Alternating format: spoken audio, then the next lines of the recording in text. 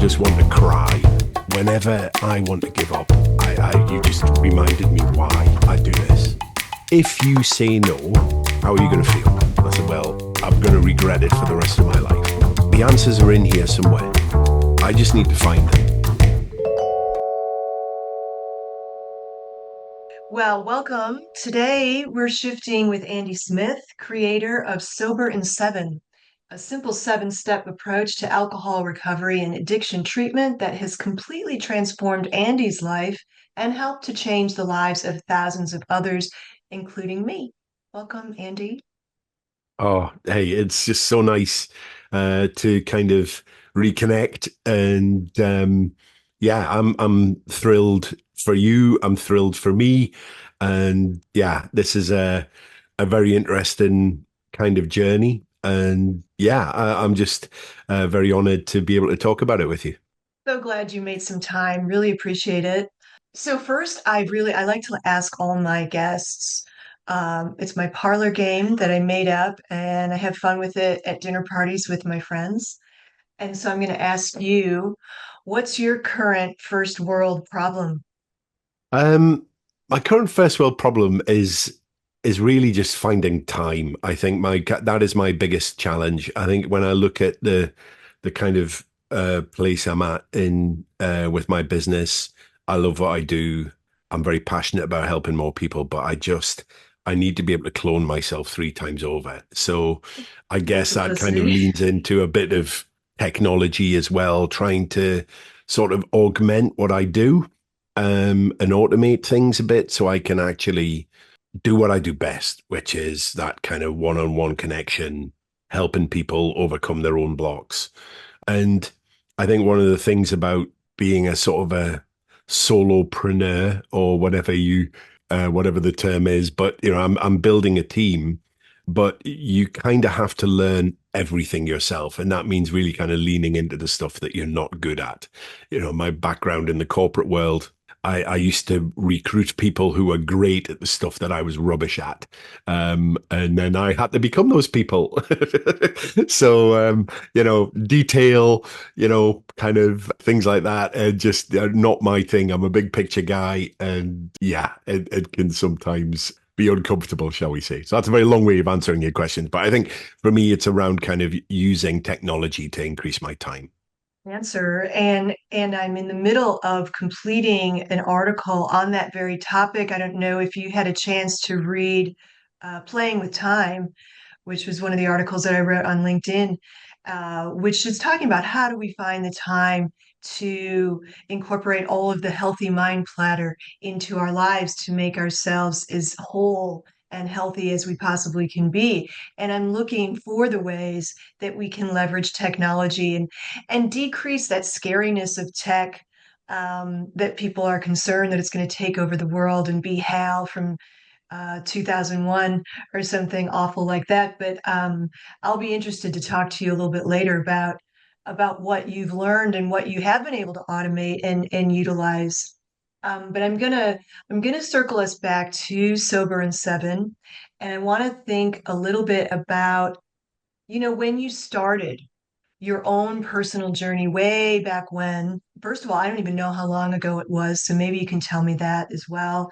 And also, sort of, what was the impetus to lead you? And I bet it wasn't, I'm going to create a transformation of my life. I bet it was, I need to change one thing, maybe. And I'm curious what led you to that. I think for me, that's what a wonderful question. And I think it was kind of a dawning realization for me. It was something I battled with for quite a long time. I mean, I often, with my tongue in my cheek, although this is true, I say it took me 10 years and 3 days to sort my drinking out. 10 years of excuses, blaming other people, kidding myself, and then 3 days of kind of getting really serious about, right, okay, I need to make a change here. And I think there were a number of things that kind of brought the 10-year element of it to a conclusion. My health was really starting to suffer. I'd been through a relationship breakup. I'd got a new partner who's amazing. And she said something one day that was kind of a direct correlation with something that my ex-wife had said. And I was like, oh, hang on a minute. I can't duck this one. There's two people kind of saying the same thing, but it came from a very different place. It came out of concern and love rather than, pressure and judgment. And so there was my career was in a very interesting place. I was working really hard, and I worked with a guy that was really not doing my mental health any favors. So I was leaning into the drinking quite a lot, and and it was just very interesting. There was one day I was running late for a meeting. I had a big long drive ahead, and I'd got out of bed, usual thing, looking at myself in the mirror, kind of, big dark circles under the eyes, got in the shower, jumped in the car, and I was running a bit late, and I came to a level crossing, a railway crossing, and the lights started to come on, indicating that a train was coming. And I started to put the accelerator down to see if I could kind of beat the barriers. And as I got closer, I realized that this was madness, what I was doing. But I was stressed and anxious, and I ended up screeching the brakes on. The barriers came down, and I was just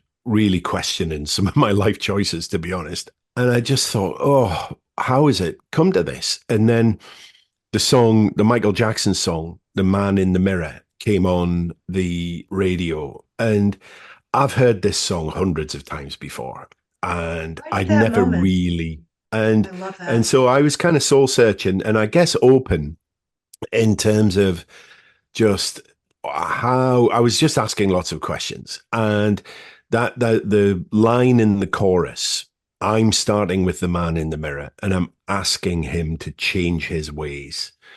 Just for some reason in that day, just hit home. And funnily enough, because I was in the car, I was looking at myself in the rearview mirror, and I literally out loud just said, "Are you up for this? Are you willing to do whatever it takes to get yourself out of this situation?" And it was almost like somebody else answered back. My reflection just said, "Yeah, I'm ready." And so I called my boss and said, "I'm not well. I'm going to take a bit of time out." And I was not well. Let's be really clear about that. Um, and there's a little lake down near where I live, and it's a very pretty little place. And I went home. I grabbed everything that I'd ever learned about influence and psychology. My background was in sales management, coaching, and I was really good at it. I broke sales records. I was renowned as I'd won awards for my coaching and influencing skills. And my life felt completely ironic. I thought, how can I be the guy that changes how everybody else feels about things for the better? And yet here I am feeling like a complete and utter basket case. And I thought the answers have to be in here somewhere. There must be clues in what I've learned. And so I piled everything into the car. I went down to the side of this lake and just parked up. It's just a nice, energizing place. And I had everything spread out over the seats and the dashboard. And I thought the answers are in here somewhere. I just need to find them. And there was something about being in the car again, Michael Jackson, Man in the Mirror, but it was a kind of a finite space. And I thought, okay, I need to just remain within this space, and I'm going to just look for the answers. And so I revisited everything, and I kind of had an out of body experience where I just went, right, if this is somebody who is coming to me for help, or if there's somebody who I needed to change how they felt about something, what would I do? What would the Hmm. process be? So I started to sketch something out, and I'm like, well, I would start here, and then I'd probably do a bit of this, and then we'd throw in a bit of that, and then I'd ask these questions, and then I would use this to try and kind of cement in the decision and things like that. And I came up kind of with a very loose kind of 7-step sort of process. And I just committed to it. And I said, right, okay, because some of the things in that process I had actually tried myself, but individually, and they'd not quite worked. And I just thought, no, I'm going to do all of it. And I am going to start at the beginning. I'm going to work my way through. And that was probably the difference for me. I just committed to seeing it through. I was there literally dawn till dusk for 3 days. And Hmm. and at the end of it, I just came away feeling different. And I remember saying to Louise, my partner, I said, there's something's happened here. I just feel differently about this. And she kind of side-eyed me and kind of like, well, we'll see. Yeah, been here before, sunshine. Proof's in the And pudding. yeah, and I couldn't explain it. And obviously this is the kind of dilemma, isn't it? You can never see inside somebody else's head. And I just started to feel differently. So a lot of my kind of programming, shall we say, growing up on a small Scottish island in a pub was I genuinely believed that, in order to be a man, you had to drink loads of alcohol. And that was just kind of the narrative when I was growing up. And if you couldn't had your drink, as they would say up there, you were a failure. And I really, I didn't quite realize it at the time, but that was kind of a big thing for me. So I was adamant that I didn't want to give up alcohol altogether. But I knew, I mean, I just had a huge panic attack in my local supermarket, in spite of drinking for relaxation. It's like, how's that working out for you? So I decided, okay, I'm going to take a break until I feel better. And days turned into a few weeks. And then probably about 6 or 7 weeks in, I remember waking up one morning and I'd slept really well. And I woke up and I just went, my God, I feel amazing. And don't get me wrong, every morning is not like this for me. But at that point, I thought, I can't remember the last time I felt like this. And I just Wow. thought, I don't want to go back to being that guy again. So that is a very long way of answering your question. But that was kind of the journey for me in terms of just going from a place of real hopelessness and being stuck to actually finding a way to at least put your head above water where you can start to make a more informed decision about where you do and where you don't want alcohol in your life. Because at the point where I was really struggling, it did not feel like a choice I could make at all. I love a long-winded answer on a podcast because that's what people are tuning in for to listen to your story. So I appreciate it. And what I'm hearing from you is, I mean, if you were ready to press the accelerator, was it because you were late for work and you thought you could beat the train, or you didn't care if you beat the train, or you were hoping the train was going to hit you? What, I mean, That's an interesting question again. I think there was just I used to wake up every morning hating myself. And I think that has a very corrosive impact on your self-esteem. I view life very differently now.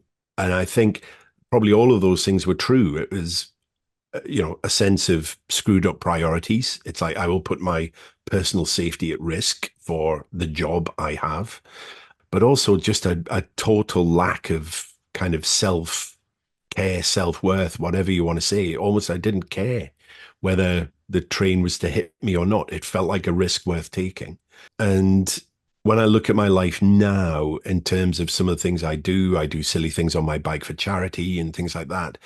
I think a lot of it is driven by a desire to feel better about myself and give this meaning and to be a bit of an antidote to just the relentless kicking that I used to give myself. I mean, when I talk about that Michael Jackson song, asking him to change his ways, it was that one word, asking, that changed everything for me because I was telling myself I was beating myself up. And it was only when I actually asked the question that I started to cooperate with that side of me that didn't think I could do it, that didn't want to stare down, the discomfort that might come from questioning who I am, how I cope, and all of these sort of things. And when you start to cooperate with yourself, it feels very different.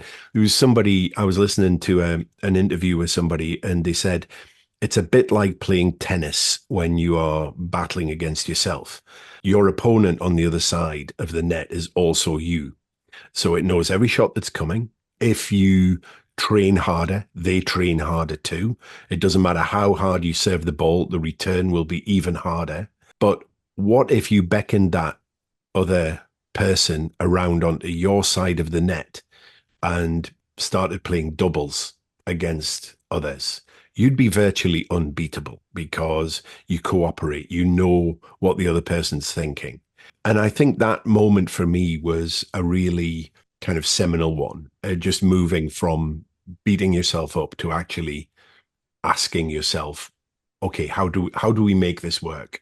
Fantastic. I think you know that my corporate career has been in change management and helping organizations reach their transformational goals through change management. And one phrase that I know a lot of people who've worked with me are familiar with in the webinars that we'll, brainstorming sessions is how might we do whatever it is. How might we is the first beginning of the phrase instead of why is it this way?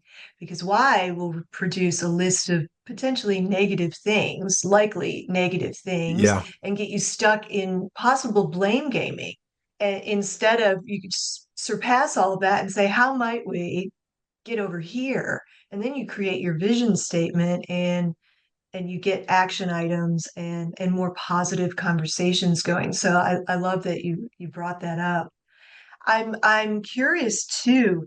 You started with yourself, the man in the mirror, and you said, I'm going to put down alcohol for now. You gave yourself a reachable goal. You didn't say it's forever or anything like that. You said, similar to some other programs, you started with one day and you said, today and until I feel like it. Which is letting yourself be easy with yourself. You're inviting yourself to a party that doesn't sound too horrible. And so you did that and you reached your change goal and you decided I don't want to go back because I like the way it is now.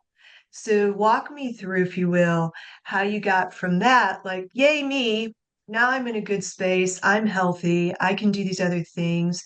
You went through this with your lovely partner. Hats off to her, by the way. yeah. And right, she was there before and still there, and that's amazing. And you have value even if you are drinking, I think is the message there. Everyone Of still course. has value, and she was able to see it, which is beautiful. But I'm curious, what was the, and you kind of touched on it recently with your last answer, but where did you decide I'm going to transform my life further? I'm actually going to transform my life. I made this change, but now I want to transform my life. I no longer want to work in corporate America, or sorry, corporate Europe, the It corporate was world. well, yeah. I've worked for American companies, so you're not Oh, wrong. well, there you go. There's my heritage coming out. I'm sorry. And that phrase is just stuck in there. Yeah, Um, but you said I want to leave the corporate world and I'm going to transform the way I earn a living because we all must do this. We need to eat. Um, and and I'm going to help other people. So how did that happen? Because it's different than changing your life. so it's funny how the universe conspires to push you in a different direction. So quite soon after my man in the mirror moment, I was working for this guy that I just did not see eye to eye. I completely transformed the business, which is what I thought I was brought in to do. And we just seemed to lock horns all the time. And we ended up in a meeting where it was kind of, I can't work with you anymore. Well, blah, blah, blah. So I like to say I was let go, but I was kind of fired, I guess. But what it did do is it gave me 6 months on full pay to just sit and contemplate my next move. And I guess I've always been a relentlessly curious individual. I've always, even when I was a kid, I used to sit and read sort of repair manuals and things like that because I wanted to know things like, how a flushing toilet works and things like that. And my degrees in physics. And, it's just, I've always wanted to see what there's kind of one layer down from what appears. And, and so I was given the kind of the extent of my struggle and the fact that I just genuinely believed that I would never ever find an answer to it, I got very curious about what has kind of gone on here. Why do I feel different after all this time of telling myself it was impossible? And so I had a look at the process I'd kind of taken myself through, and I thought, okay, is this a fluke? Is this something that could work for other people? So I started to try and sort of see what the kind of the common principles and processes, I suppose, that I'd done. And one of the things about now in our online world is, so I reached out to some people in a Facebook group and things like that, and I just said, look, does anybody else want to kind of try this out? And I'd kind of come up with this kind of 7-stage process. And the feedback I got was unbelievable. And I thought, given that I'd been to the AA meetings, I'd been in therapy for a year and a half, I'd been to a world leading hypnotherapist, and none of these things had worked. And I was like, well, why has this worked for me? And then now I'm getting feedback where it's worked for other people. And I thought there's just something that kind of got a hold of me in terms of my kind of intellectual curiosity. And so I started to kind of hone it into a more, let's call it marketable, but certainly a kind of a product. And I did it around the word freedom because that's how I felt. And it just so happens it's a 7-letter word, which was great. So I spent a couple of days trying to see, right, okay, what could the F stand for and things like that. So focus, great, love that. And kind of went through this thing, and I was kind of like, okay, how can I make it that I can explain this? I'm a big fan, and I guess for yourself, who's been in the corporate world, we talk about elevator pitches and things like that. What would be the elevator pitch for this? And it's like, it's a simple 7-step process around the word freedom. And so I had got some kind of feedback. I started to kind of reach out to some people with some kind of Google ads and things like that. And gradually I started to get more and more feedback around what was really impactful. Some things where things weren't clear. I was getting lots of similar questions. So I just started to kind of shape and hone it. And this is back in 2017. And it's just kind of blossomed from there. But the kind of, I guess, the second part of your question around the next stage for me was, I think when you do something and you achieve something that you previously thought was impossible for you, you start to ask some very different questions of yourself around, what else have I lied to myself about and talked myself out of? And what does that actually mean? Are there some things, have I got unfinished business on certain things? And one of the things for me was, I've always been a fan of the Tour de France, the big cycle race. And I'd read a very funny book a few years previously called French Revolutions. I can't remember the author, but it's a journalist who went to ride the course of the Tour de France and started off as a kind of a relatively kind of disdainful sort of, all these guys in lycra and all this, and to watch his Mammals. experience doing it and the respect that he then gained through his experience for these people and what they went through. And I just thought, wow, wouldn't that be a really cool thing to do, to go and ride the Tour de France? And I just literally Googled it one day, and I found a charity called the William Waits Memorial Trust, who seemed to organize a charity trip where you could ride the entire course of the Tour de France, all 21 stages. And I thought, oh, wow, that looks good. So I had a look at the website, and there was a number, and I called them up and I spoke to the lovely Sarah. And I said, what's this all about then? Do you really do this? Is this kind of some virtual thing or whatever? And she said, no, no, no, no. It's all 21 stages, 1 week in front of the professionals on the same schedule in France on the course. And I was like, wow, that sounds amazing. Oh, well, I might have a look at that one day. And she said, well, I'm really sorry, but it's sold out for next year. And I was like, oh, well, never mind, eh? And she said, oh, well, we can put you on the wait list if you want, because people drop out. Sure, yeah, here's my email address, here's my telephone number.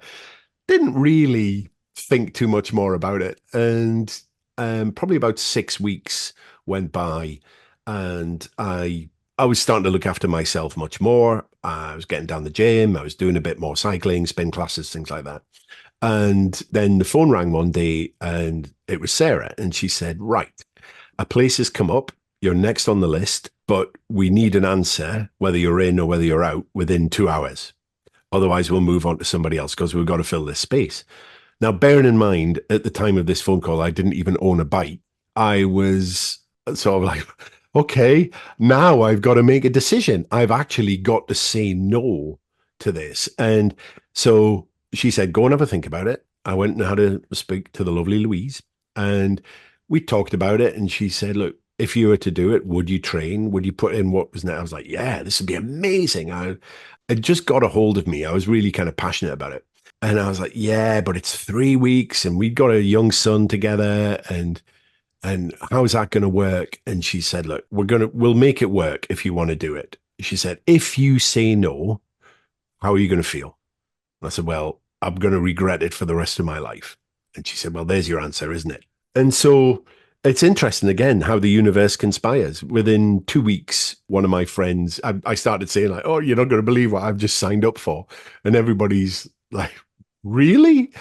It's not like I was some kind of club cyclist or anything like that. There were, and then the club cyclists were all saying to me, are you nuts? Right. I cycle 200 miles a week. I would not even consider doing that. And I was like, oh, okay. And I had a friend who had a bike in his garage. He said, look, it doesn't fit me. I've now got a new bike. By all means, you can have that and just come and give it a go. It fitted me perfectly. And so I started training on it. He eventually said, look, that's my donation to the charity. You can keep the bike. So that's the bike I rode the tour on. Yeah, I put the hours in, and it's interesting. I talk a lot about goal setting. I think you need to make your goals aspirational. Obviously, it doesn't get much more aspirational than going riding 3,500 kilometers over the Alps and the Pyrenees. But also, there was a lot of fear attached to it as well. I had a look at stage 12, which was what they call the Queen stage of the Tour de France, and looked at it and I thought, there is no way that I can physically do that. It was about 130 miles, probably three quarters of the height of Mount Everest in terms of vertical ascent in one day. And I'm just like, right, okay, I need to become the guy that can do that. So I started training. And here's an interesting thing about the human body. When you kind of commit to doing something, it's a lot of your limitations really are in your head. And I'd read all the books about how that's true. I didn't really get it until I started to experience it for myself. So, for example, there is a Henley-on-Thames. There is a hill that comes out of there called Remenham Hill. And on my first training ride, I went, this is a great, long, straight, steep hill. It's horrific. And I went up it in 11 minutes and 23 seconds, I think, on the first time. And I thought, okay, that's my benchmark. I'm going to see how I can improve on that time. And so the time started to come down. I got it down to about 9 minutes. And I was like, oh, this is going really well. And the time kept coming down, kept coming down. And I was getting a bit thinner. So, physics, Isaac Newton is not joking about this stuff. And then I got it down to my final training ride before I went off to France for the tour. I did it in 5 minutes and 50 seconds. Very rock And I thought, balboa wow, of you, Andy. that Were is, you that able to is, do the bouncing up and yeah. I down mean, at the I just felt enormously grateful at the top of it. I just thought, wow, that's just such an important lesson for me in terms of what my body's capable of. Let's be clear, it was capable of, withstanding what I had put it through for the previous 37 years. I started drinking when I was 13 and I sorted this out when I was 50. And I thought, well, it's put up with a lot of, pardon my language, shit that I've put it through, and just look at what it's done here. And interestingly enough, so I went off and did the tour, and that was a life-changing experience. It's funny, when I came back, people said, "Oh, what was it like?" And I was like, I don't even know how to answer that question. Each day was just a total lesson, an adventure. Some of them were amazing, some of them were horrific.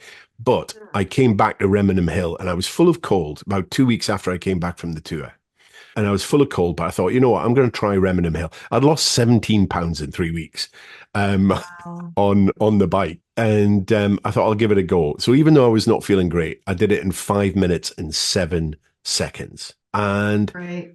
when you do something like that and you get a sort of a real personal sort of connection to it, you kind of go, okay, I really need to learn from this that actually, if you set yourself a crazy goal, so going back to what you say, it's overwhelming. I spent 3 weeks in France being overwhelmed every time I thought about the Champs-Elysees. And the beautiful thing about riding the tour with the William Waits Trust is every morning at 4 o'clock, there was a guy that got up at 4, signposted the route. So he put yellow arrows on the lamppost. So if you rode up to a roundabout and the arrow said, go straight on, you just went straight on. You didn't question it. You just did it. There was enough trust there. And if you followed the yellow arrows, you got fed every 40 kilometers and you had a bed for the night at the end, no matter what time you finished. And there were mechanics and people like that. So it made an impossible journey. It broke it down into bite-sized chunks and it gave you something to focus on, especially on the bad days when you just, and I spoke to a guy at one of the training camps who'd done it the previous year. And he said, there will be days that you will wake up and you'll just say, I can't do this. And you will just want to cry all day. And I totally understood what he meant. And on those days, it was like, right, what do I need to do to get through this? Well, I swing my leg over the crossbar of the bike, I turn the pedals, and I follow the yellow arrows, and that's it. I'm not going to think about anything else because whenever I thought about the enormity of what I was doing and what was to come, I just got freaked out completely and my head went down. And that whole kind of mind management through a process, let's call it a process of change, to be able to go, right, what are the interim steps when all kind of feels too much? What do I focus on? And for me, it was just follow the yellow arrows, just trust the process and you'll get there. Did you ever say it in a little person voice, follow the yellow brick road? Nothing like that. It's interesting. I kind of, the yellow brick road type thing is, it's follow the yellow arrows. Um, Yeah. uh, Thank you. But it's an interesting metaphor, and I've thought about this. I was watching The Wizard of Oz, and it's just funny that the brick road is yellow. And if somebody said, "Right, okay, you need to go down there, you'll find a scarecrow, you befriend the scarecrow, turn left, go through a forest, there'll be a lion there, there'll be a tin man, and then you go, and then whatever you do, don't go off through the poppies because that's going to make you go to sleep, and then at some point you're going to find an emerald city, and then they're not going to let you know." If somebody had kind of put this journey to me in that sort of way, you'd have got so freaked out you wouldn't have even started. Whereas, what did they say to Dorothy? Follow the yellow brick road. That's just it. They didn't even say almost kind of what was at the end of it. It was just your redemption is at the end of the yellow brick road. And I think there is just such a wonderful kind of metaphor in that. And when I speak to people that, are in a place that I can completely empathize with when they are completely lost. And it's like, I just need to try and get across to them that I was where you are. And I just need you to follow the yellow arrows because the yellow arrows got me to where I needed to get, and they will get you to. What I will do is I will be with you at each step of the way because there's going to be times when you feel amazing and there's going to be times where you want to give up. And that's where you really need the help because at some point you're going to come up against the reasons why you have not managed to be successful in the past. And so finding a way to get over those hurdles and maybe onto another hurdle that you've never even seen before because you never got this far. But you've just got to, I guess, kind of trust in the process, trust in the person who told you about the process. And sometimes there is an element of please just do what I say. You can spend all the time questioning it, but sometimes you just need to implement, apply what you've learned. Don't overthink and be kind to yourself along the way. I think that is such an important message in any big journey like this. You think it's all about pushing yourself. People said to me, how on earth did you manage to cycle, 21 stages of the Tour de France? How do you push yourself for 3 weeks solid? And I'm like, you do it by not pushing yourself every day. You do it by looking after yourself. There are times Right. when you can push a little bit harder, but there's times when you need to say, you know what, I need to just act small today and I need to just get through it. And that's it. Showing up, the perseverance and the understanding, and this is in your program, the understanding, this is where why actually is useful. Um, what is your why?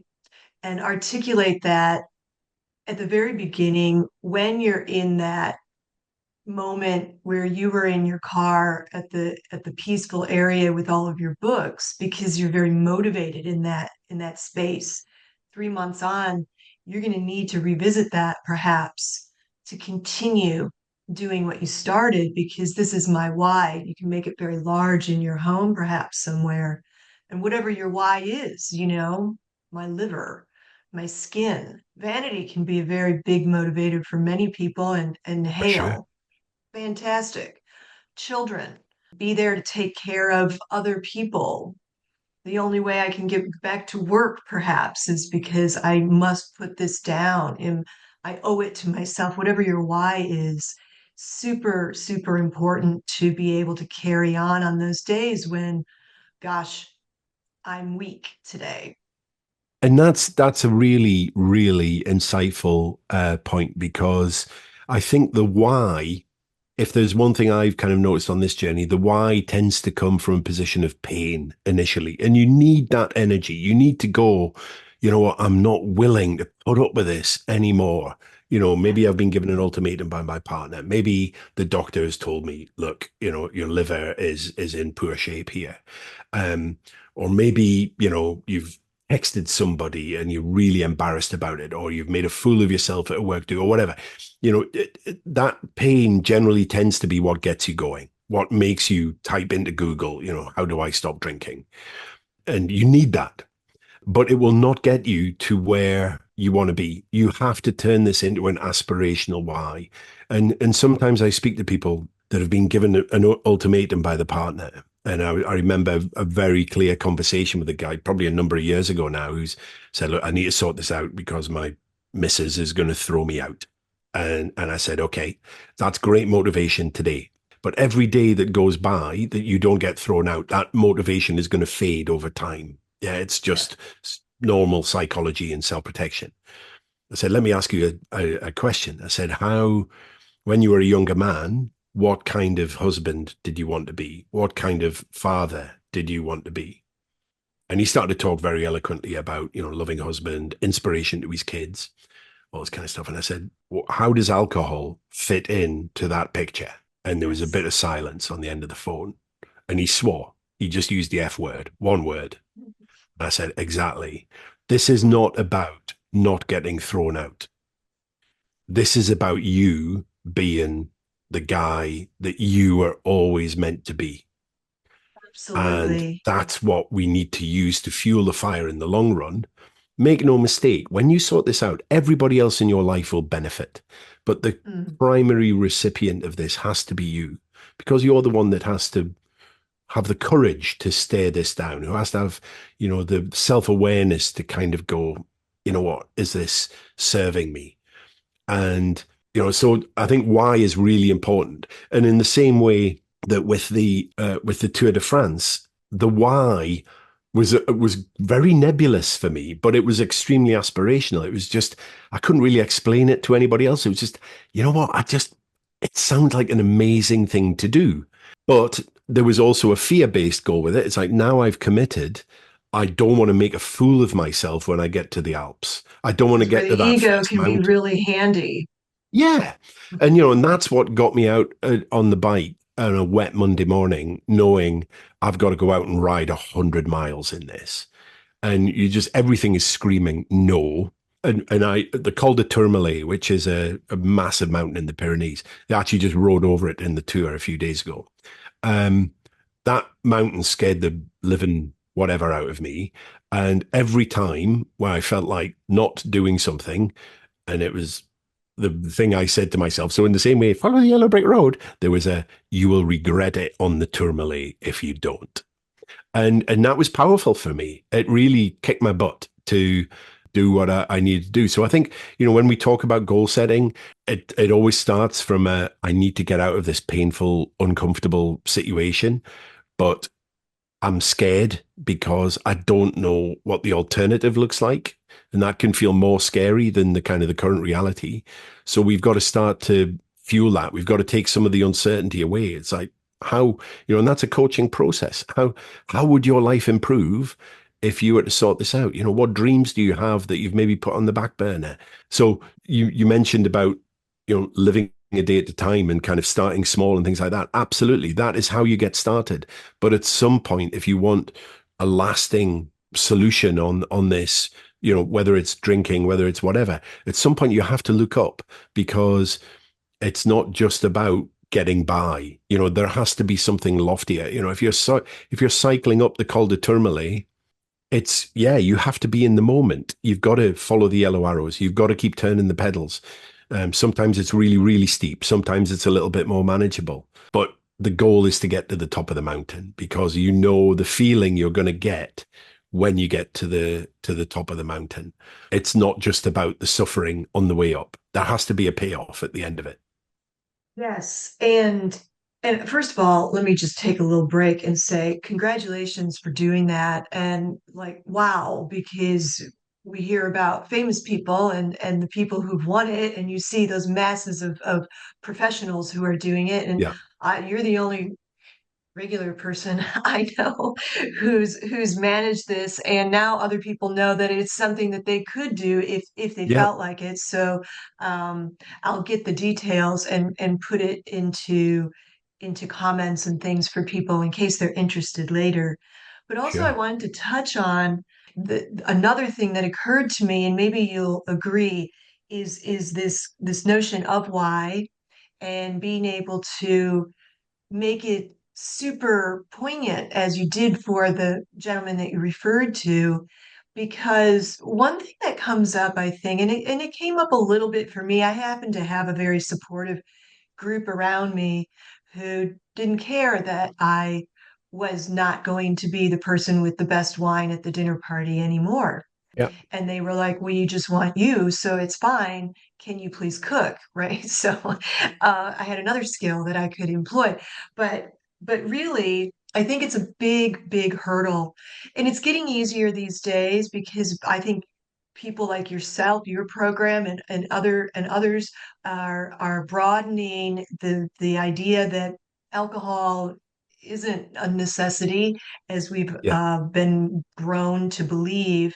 But I think it's a huge hurdle for people when they go to the work function. I went to a work function and they didn't even have water. No bottles of water, no sodas, nothing. It was only alcohol, and I couldn't have been more surprised. And other people will want you to. Not everyone is going to have the super supportive group. So it's really imperative that you have that inner reason and the image of who you are without that, and why you're doing it, what you're going to be without it. And that gets in the way of what you're going to be, and articulating that for yourself. So I'm happy that you touched on that. That was huge. And I hear a lot of people talking about it. I'm going to a barbecue. What am I going to do? Yeah. Yeah. And it's interesting that Arnold Schwarzenegger's new book, Be Useful. It's interesting. He's also come up with seven rules for life. And I was like, oh, okay. Let's have a look. It's a fantastic book. He's somebody who really interests me on all sorts of levels. And it's interesting. His first one is about kind of having that why. And I think, my F in freedom is focus, where we kind of start to build those. And I was pleased that we'd both come to the same conclusion. I'm like, okay, I might not have your muscles or your bank balance, but you know what? We both came to the same conclusion that actually this is where you start. But I thought how he verbalized it was really good. It's life is all about choices, and you will make those choices based on what feels like the right thing for you and where you're going. And if you are not clear on who you are and where you're going, it's almost impossible to make choices consistently. So you will make a choice one day that might move you in the right direction, and then you'll make another one which will turn you 180 degrees back in the other direction again. Whereas if you can develop a clear and compelling vision about who you are and where you're going, then every single choice you make will add to that. Some steps will be big, some steps will be so infinitesimally small that you don't even notice, but you will continue. I've not seen any data, but we probably make hundreds of choices, if not even thousands, on a daily basis, which just have little micro influences on where we go in our lives. And we when you understand how the kind of the conscious and the subconscious mind interrelate, we look at life almost through a keyhole. So we will walk past things that may help us achieve our goals if we're not clear about our goals. But funnily enough, my email box is always filled with emails that say something along the lines of, Andy, you're not going to believe this, dot, dot, dot. And I'm like, try me because I will. And people talking about coincidences and how all of a sudden things just start to show up in their lives very differently. And I'm like, but these things, yeah, sometimes they're genuinely jaw dropping and you think, wow, how did that happen? But quite often it's kind of routine stuff. Somebody shows up in your life who can help you with a specific thing or whatever. It's a bit like the bike at the Tour de France. If I'd not had a conversation saying, you're not going to believe what I've signed up for, a bike would not have manifested itself in my life. I've now used that bike to ride up Mount Everest for charity as well. And it's like an old friend, somebody says to me, "Oh, are you going to get a new bike?" Because it's kind of an old bike, and I'm like, "No, this is my kind of partner in crime. We have suffered together in the mountains." So it's just interesting that whole process. You can talk about the law of attraction or whatever it is, but it's just stuff starts to happen differently when you develop a slightly different vision. And to use that example of our conscious mind can only take in about 2% of what is going on around us, but we will take in the 2% that happens to match our belief system. When you shift your belief system in terms of what you're capable of, sometimes that new keyhole bears almost no resemblance to the old one. And that can be uncomfortable in itself. But you start to, as I say, you start to ask different questions. It's like, hang on a minute, am I better than I thought maybe I could have been? Am I capable of doing these things? And all of a sudden the way to make it happen just starts to show up. Yes, you're preaching to the converted, and I love that message, and it kind of leads me to another question, which is now that you've done some amazing things, obviously, which you've shared with me, and I'm wondering what's your next transformational goal? What are you working on? And then I also want to ask you to talk about sugar cravings. Okay. Um, okay. Yeah. So I'm wondering what's next because So, this is great. So it's great. October last year, I rode up to Everest Base Camp on my bike, and it was amazing. And yet, when I came back, I felt really low because I thought, well, I've ridden the Tour de France, I've ridden up Mount Everest. But, given that I can't run, my 58-year-old knees don't particularly enjoy that. So doing physical things, a bike is quite good for me, and I just thought I can't top that. But then I saw a documentary on Amazon called Safety to Nome, which is the story of the Iditarod Trail, which has started off as a husky sledding um, race across Alaska in the winter. And I've ridden across snow across the Arctic before, and I watched this documentary, and I'm like, ah, there we go. There's the next one. And I mean, it looks brutal, harder than the Tour de France. And it's just got a hold of me. So that's my kind of personal goal is it's something that it's called the Iditarod Trail Invitational. You have to be invited. I have to qualify. So next winter will be about doing some of the qualifying races, and then this will be for January 26. Um, so that's got a hold of me. And again, a million reasons not to do it. I showed the documentary to my mum and dad, and when they saw the guy with frostbite in his fingers, getting borderline amputation, they were looking at me kind of going, well, why would you do this to yourself? And I'm like, I don't know. I can't answer that question, but it looks Went amazing. into labor for this. Yeah. Uh, so, so that's kind of the personal thing. I think from a professional side of things, I'm starting to build my team. It's something I've been incredibly fearful about. How do I bring people into something I've created personally? And it's like, what if they judge me? What if they understand that I'm just, winging it, and somebody will look under the bonnet and go, oh my God, this guy's so disorganized and all this kind of stuff. And I've taken two people on now, and they're just having the best time being part of this journey to help other people, and so I need to carry on with that in a way that is sustainable for the business, to build the team, to there are people who've been through this process that are very keen to give back, and here you are doing this amazing podcast, and I've got people who are wanting to, help other people. And I think empathy is such a big part of this.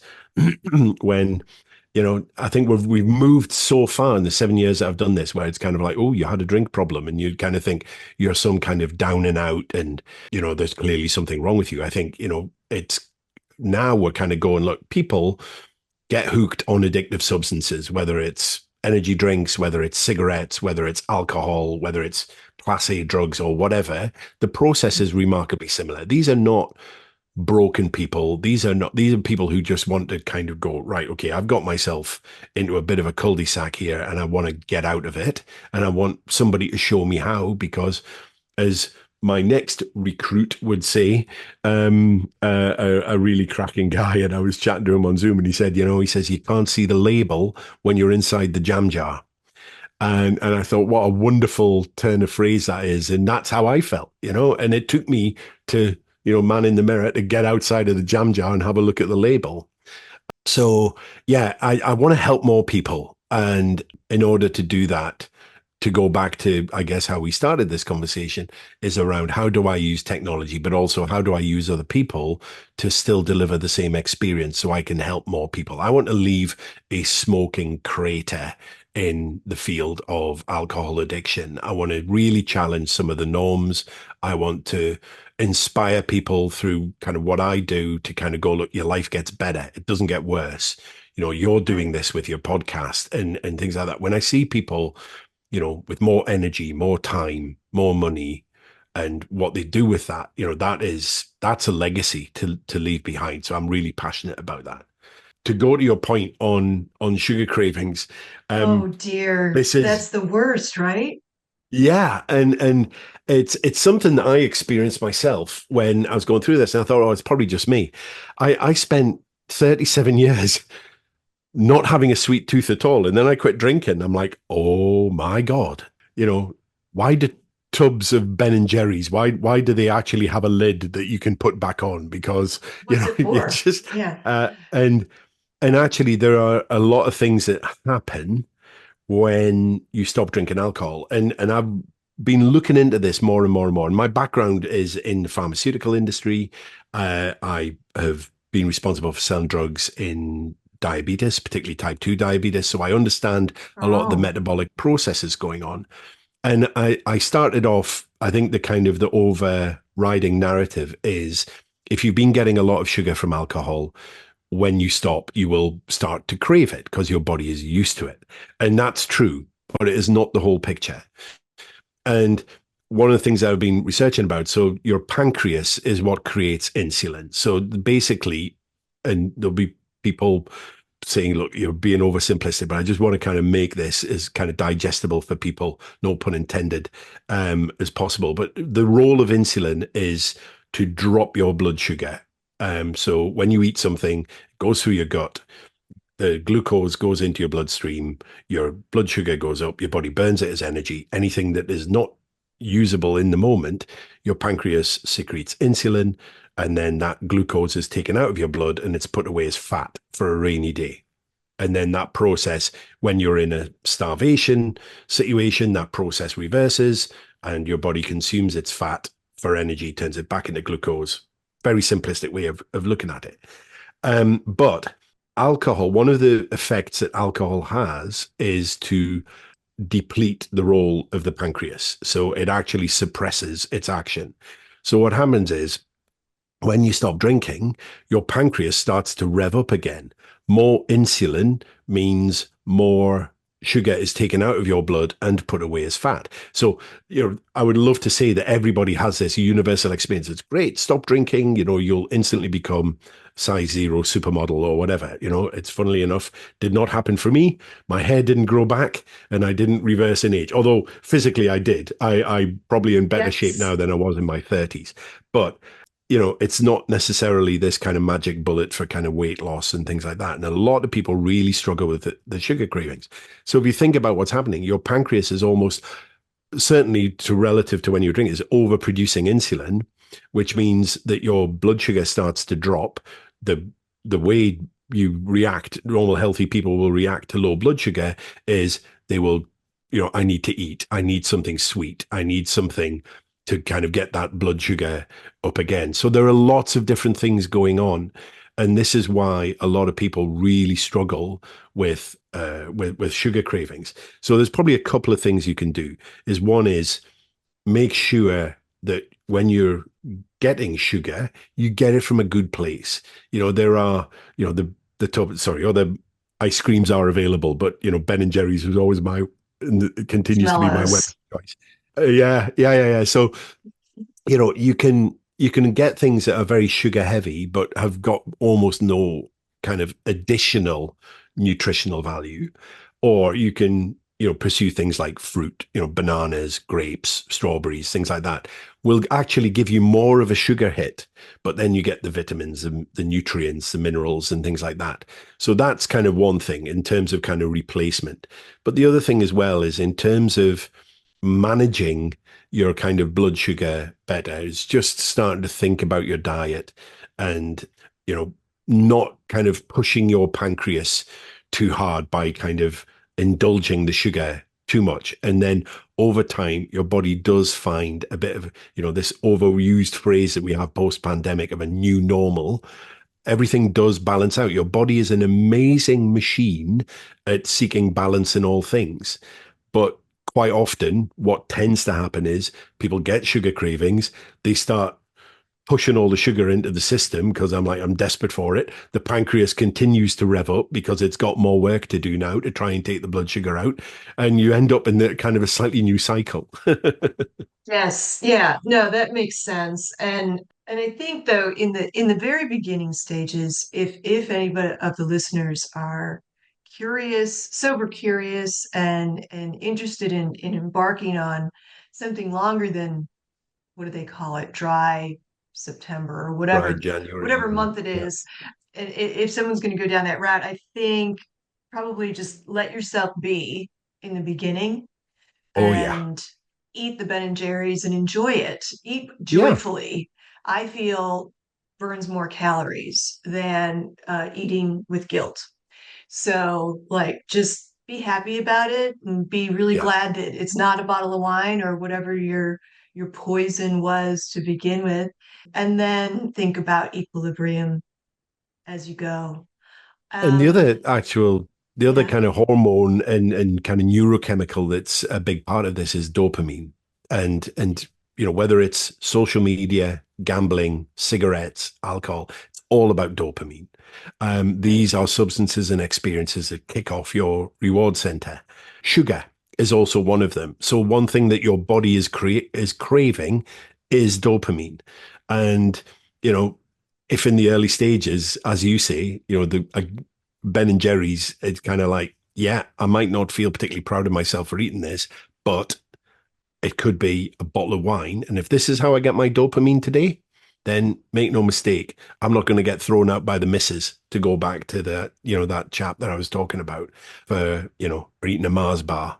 But I will Right. if it's half a bottle of whiskey. So, again, follow the yellow arrows, be kind to yourself. And you can come back to that later. But for now, focus on the job in hand. Yeah. Okay, one last question. The next goal, does that mean you get a bunch of huskies? You're getting a lot of dogs No, and it's you're on a going bike. sledding in the So you snow? can now do the Iditarod Trail Invitational either with a husky sled, or you can do it on foot, or you can do it on a bike. So you get what's called a fat bike, which has got the big wide tires, which you can ride on snow. And yeah, it's extraordinary, and it actually kind of suits me a little bit because I'm a big lad. Riding up a big mountain in the Alps is, in theory, and certainly and in practice, not my kind of happy place. I love it, but I'm heavy, but my weight makes me a very strong cyclist because I have to be. Whereas when you're on something like this, where you need a lot of power to get through the snow and the course is reasonably flat, in theory, that should suit me more. So, you know, I'm quite interested in how that will feel. Yeah, fingers So, yeah, crossed. well, I'm not interested in how it's going to feel. That is so not calling to me, but you're going to get a new bike, right? Now's the Yeah, time for yeah, a yeah, new yeah. bike. So, and again, it's all about having the right kit with something like that. You're going into a very, very, very hostile environment. And it's interesting in that documentary I was telling you about, the guy who organizes it says something, and I was like, wow, there's real wisdom in that. And he said, if you come here and you scratch because of the weather, then that's completely avoidable because this is Alaska in January, what it can be like. And if you scratch because of the weather, it's because you've not prepared. You Right. either have the wrong kit or you've got the right kit and you don't know how to use it properly. And he said something that I thought, ooh, he said, all of these things are obstacles to be overcome. You do not want to turn them into problems you have to solve. And I thought, whoa, you've just there's a lesson for life. All of these things are obstacles to be overcome. You don't want to turn them into problems that you have to solve. And it's, if you were to go back to this journey, when I'm talking to people and they're saying, oh, I've got a family barbecue at the weekend. And I'm like, oh, I hope I'm going to be okay. And it's like, what you don't want to do is have to be thinking on the fly because that's really hard. You are putting yourself under a lot of pressure to make decisions, on an instantaneous basis, perhaps under a bit of pressure from old Uncle Joe, who just takes great pleasure in getting you drunk all the time. So make a plan. What is your plan? Remind yourself of why you're doing it, and then visualize how is this going to play out. If it's the first time you've done such a thing, then you don't want to make it a problem you have to solve. You've just got to make it an obstacle to overcome. And then the next time you go and do something like that, you've got experience. It's like, okay, I did this last time without alcohol. And funnily enough, the world didn't end. Right. So, finding ways to step into your courage on this is really vital. That's fantastic. This has been really fun and Oh, I had a really good time. And I thank you so much for sharing everything that you have. It was enlightening and inspirational. So it's soberand7 and yeah. you're that Andy Smith on LinkedIn. On I LinkedIn. like Yeah. that. That Andy Smith. If anybody wants to find Andy, you're so approachable, and now that you're growing your staff, it won't take any time for anybody to get back. But you know what? I have never had to wait to hear back from you. I don't think you sleep. I think you're amazing. The Oh, bless program you. is super approachable. It's affordable, and I did the video version, which I think those visuals are really impactful, and I would advocate for going that route if you can. But as I said, Andy's a great person, and thank you so much for doing what you've done. And good luck Thank you. with the snow bike.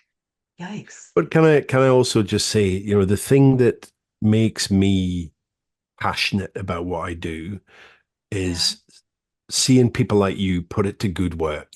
And, this podcast, I see people doing all sorts of wonderful things. That for me is what makes a real difference. In those dark days when I'm trying to work out stupid little things like Zapier and things like that online and how to make it work to make different things talk to each other. And I'm like, why can I not just find somebody to kind of help me with this? Again, remember your why. And it's not necessarily a why for me. It's just a why that if I know that I've helped somebody be their best selves and they maybe go on to help somebody else or inspire somebody else. I will just finish with just one little thing. I remember we had a get together in Northern Ireland. There was a lady, this is going back a couple of years ago. There was a lady who got sober with me, and she bought a derelict old cottage right up on the northern coast of Northern Ireland, and totally inspirational woman, and did it up herself. And we kind of jokingly said, she's in my Facebook group, and we said, "Oh, when you're finished, we'll come over and we'll have a housewarming." Anyway, there was a bunch of us did, and we went over, and I booked a meeting room in a hotel. We did a bit of a workshop, and then we went round to this lady's house for a barbecue. And it was just lovely to spend time with these people. But there was a lady who had been in quite a dark place and had got herself really in good shape. And she brought her husband along because she wanted him to meet me, and it was a nice thing to do. A few people brought partners. And this man's in his 70s. And we were sitting at the barbecue, and he said, "Andy, can I just have a quick word with you for a minute?" And I was like, "Yeah, sure." And he took me to one side. And when a man in his 70s grabs a hold of your hand and with tears in his eyes says, "Thank you for giving me my wife back," I I said to him, I should thank you. I feel really emotional sharing that story. And I said, I will never forget what you've just said to me. And I will remember that because whenever I want to give up, you just reminded me why I do this. You made me cry. Me too. Um, Um, yeah. oh, But it's all about oh, emotions. This game, it's all about emotions. it's good stuff. This But has been yeah, awesome. And I will let you know when it's going to be on the air so you can have a listen. And I awesome. thank you so much. Really. Andy And I Smith, will share it Sober and out. Seven. Yeah, I'll share it out around my clients as well because they're gonna. You will inspire them as well, knowing Oh, what you're doing. So this is, together we all kind of need to be there and just show the way sometimes. absolutely. And I hope to hear from you again. Have a great day. He's in You too. Scotland, everybody, and it's nighttime for me and morning for you. So thanks again for your time. Have a beautiful day. Yeah, you too. Take care. Lots Bye. of love. Bye.